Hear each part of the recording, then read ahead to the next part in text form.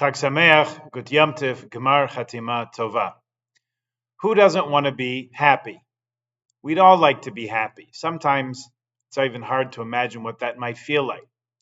So fast forward to after the sounding of the shofar. After we hear the shofar, we'll say verses written by David HaMelech, King David, printed in your machzor on page 502 and 503. It says, "Happy are the people who know the sound of the teruah. Ashrei ha'am yodei seruah." We will have heard the teruah along with the tekiah and the shavarim. The Talmud and tractate Rosh Hashana describes each of those to you and also explains why sounding the shofar becomes sounding the shofar 9 times, that becomes sounding the shofar 30 times, that becomes 100 times. That's a conversation for a different day. Our question today is, what is the teruah and what is so special about it? What's so special about knowing the teruah, and why is knowing the teruah the thing that makes the Jewish people happy? In his collection of short stories called Days of Awe, the Israeli writer Agnon writes about a fellow who was a shofar blower in a little village. Over time, he realized he was pretty good, so he left his small town, he left much of Jewish life behind, and he became a professional horn player. He did pretty well. In fact, he became a musician in the royal court. One day he told his friends in the imperial orchestra that he could play a very exotic and unique instrument, the horn of a ram. They said, "Nah." He said, "Yeah, get me one. I'll show you." The story goes they run and they fetch him a shofar, and he blows a loud and impressive tekiah. And they're amazed. He says, "Wait, there's more." He gives them a rousing shavarim, and he says, "Wait, listen to this," hoping he'll really impress him with the pièce de résistance, the trua. He's going to bring down the house with this one. He tries, and nothing. Garnished. He's utterly unable to produce a trua, cannot do it. Tries again, nothing. One more attempt, nada. He's a little bit freaked out by this. It means he's a little bit unsettled, and he's also a little bit scared. So he runs back home to his rabbi for an explanation. The rabbi quotes to him our verse from Psalm 89, "Happy is the people who knows the teruah." Teruah is the only sound of the 3 that King David mentions, because this sound captures something unique about us, about the Jewish people. So what is it? The tekiah sound represents Abraham, and Ishmael also has a claim to Abraham. Shavarim represents Isaac. So the descendants of Esav, also have a share in that. The teruah represents Yaakov, Jacob, who later became Yisrael. So this, and only this, the teruah sound, is uniquely the province of the Jewish people. This musician who had strayed from his people was overcome with emotion when he learned this explanation, and he decided to do teshuvah, to realign himself with who he truly was. And soon after all this took place, he was able to produce a clear and sweet and powerful teruah with his shofar. Now, don't think for a minute that we can attribute this to lineage, or DNA, or something that simple. It's much deeper than chemistry. The teruah, the essence of who we are as a people, as the Jewish people. The Chumash, the Torah itself, doesn't mention Rosh Hashanah. Yom Kippur, it doesn't mention the shofar, it doesn't mention Rosh Hashanah, Yom Kippur, it does explain. Sukkot for sure. Rosh Hashanah, not really. It speaks about a Yom Teruah, a day of Teruah. Also, it's usually translated as a day of sounding the shofar, but obviously it's not just any sound, it's the Teruah, which is especially identified with this day, the first day of the 7th month, which we count as Rosh Hashanah, the beginning of the calendar year, which the Mishnah is happy to explain to you. What's happening here is that this Yom Teruah, the day of sounding the shofar, or Rosh Hashana as we call it nowadays, is called that because of the centrality, the all-encompassing importance of the teruah sound, as we heard from the story. A teruah means literally a loud noise, a cheer, a shout. We know that a shofar was sounded to call the people to battle. It was used as a form of prayer and also to encourage people to daven in times of trouble. All this tells us that we have to do our Jewish thing with excitement, with some cheering, some shouting. We have to make some noise. We have to make sure that it's something that we get excited about enough to show it, that being who we really are moves us and motivates us. In one place, it says, when war comes to your land because of an enemy that attacks you, then you have to make teruas. It says, it says in Parshas Ba'alaischa. You have to rouse the people and defend yourselves. Then later, in our parsha from 2 weeks ago, ki seitze la milchama, when you go forth to battle, it does not mention making any truas, because of course the adversary will be overcome with ease when you're on the offensive. The Kotzker Rebbe explains that this applies to each of us just as it does to the whole nation. When you're attacked, you give a shout of surprise and you try to inspire yourself to resist whatever is oppressing you. But the best defense is a good offense. So when you go out to do battle with an external challenge, go with strength and might and confidence. God will help us prevail. Hopefully, by the time you hear this, the armies, the soldiers of Israel will have prevailed on the battlefield and peace will reign throughout the land. In the meantime, we send our soldiers our heartfelt prayers and all our love and strength. But we still don't have an answer to our question. What is so special about the teruah? And maybe by extension we should ask, what's so special about the Jewish people? The Sachachover Rebbe explains it like this. He says the teruah is the sound of the sob of a broken heart. It's a cry from a place of brokenness. The Gemara will tell you whose sob it is. But there are two kinds of brokenness. There's brokenness, and then there's brokenness. There's the kind of brokenheartedness that gives way to despair and hopelessness. That person sees the world through eyes that have lost their hope. There's no way forward. They cannot go on. This is the end. Darkness visible. But there's another kind of brokenness. Read the rest of the verse that we say right after shofar in your machzor on page 502.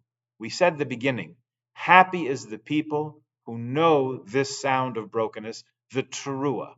Ashrei ha'am yodei serua. Not that we hear it, we know it. We know because we felt it. We've lived it. We carry it within us. But what? King David continues, Hashem ba'or panecha yehalechun. They will walk by the light of your face, O God.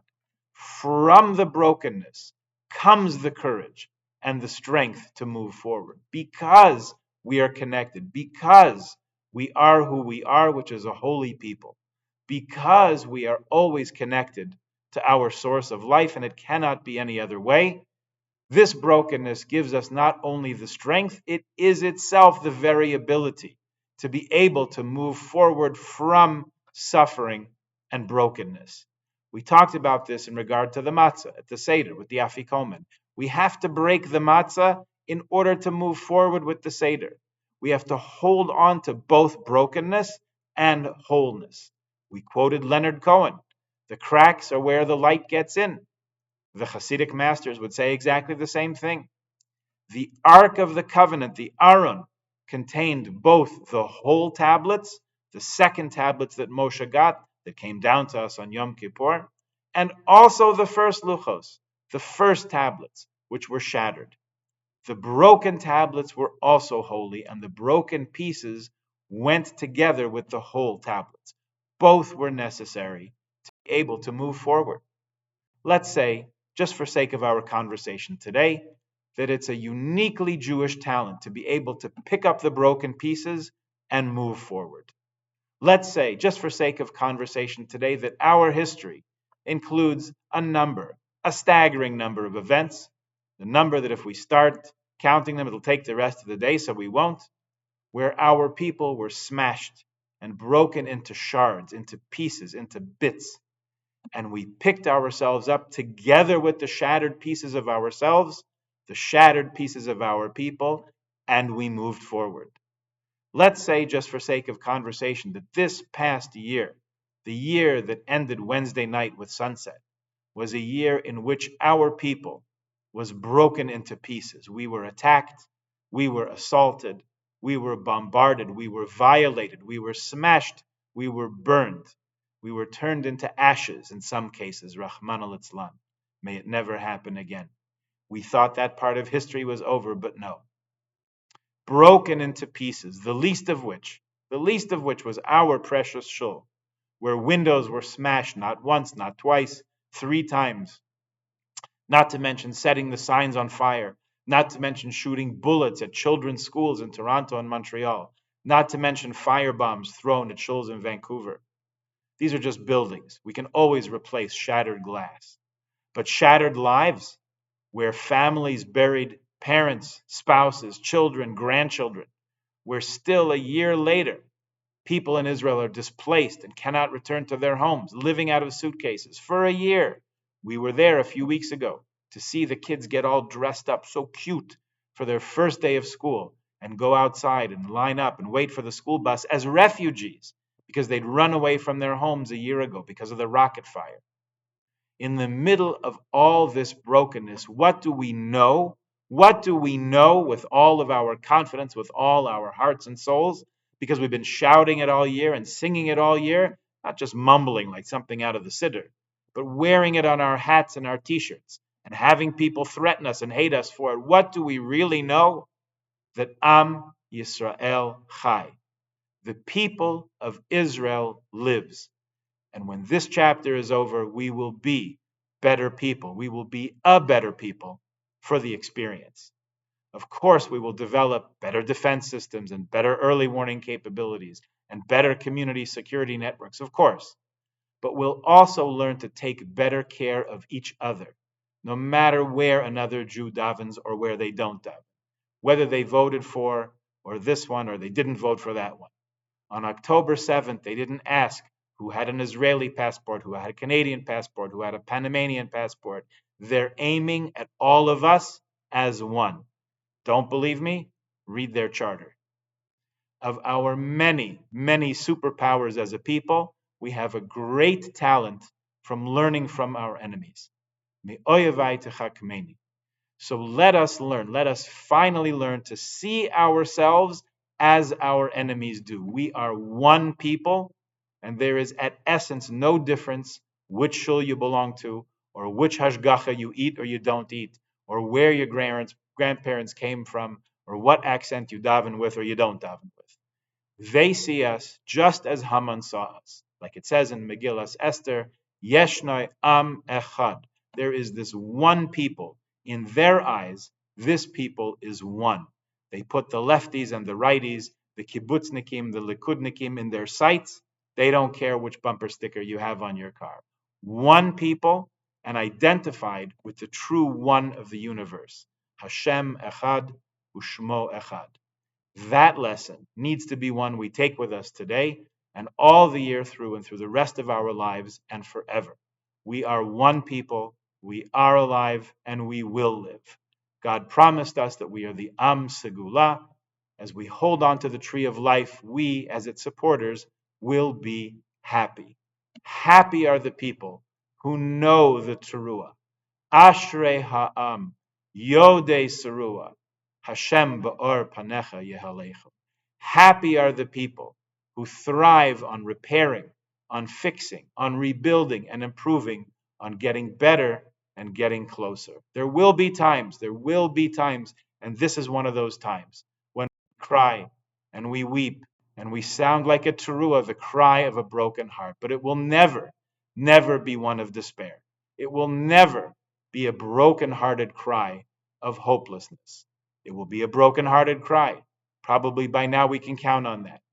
And when in our lives have we had more to cry over with a broken heart than the lives smashed and shattered and crushed in this past year?